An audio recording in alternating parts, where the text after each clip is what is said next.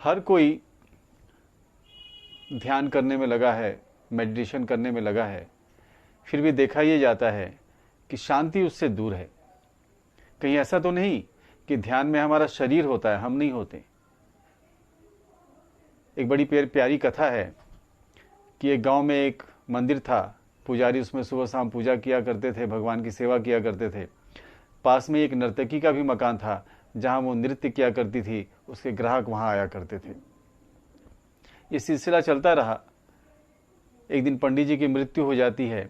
संजोग से उसी दिन नर्तकी की भी मृत्यु हो जाती है और दोनों यमलोक पहुंच जाते हैं। पंडित जी को नरक में भेजा जाता है और नर्तकी को स्वर्ग में भेजा जाता है।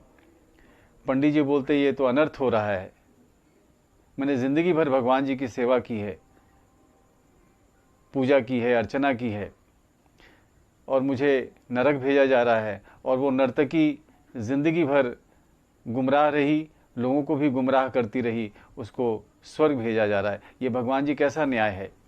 तो वहाँ पे यमराज जी ने कहा कि तुम मंदिर में भगवान जी की पूजा अर्चना करते हुए भी जब नर्तकी के घर से घुंघरुओं की आवाज़ आती थी तो तुम सोचते थे कि काश मैं भी वहाँ जा पाता, नृत्य का आनंद ले पाता।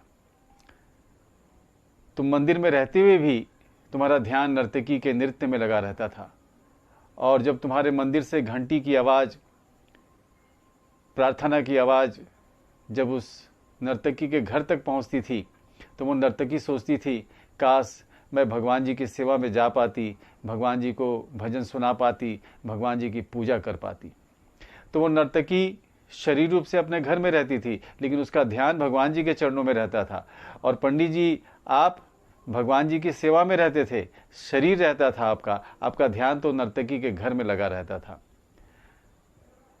सावधान हो जाए, जाग जाएं। कहीं हमारा ध्यान भी तो ऐसा नहीं है कि ध्यान में हमारा शरीर बैठा हुआ है और हमारा ध्यान कहीं और लगा हुआ है। ऐसे ध्यान से जीवन में शांति नहीं आ सकती। इसलिए जब हम ध्यान में बैठें तो सिर्फ हमारा शरीर ही ना बैठे, हमारा मन भी ध्यान में लगा रहे। धन्यवाद।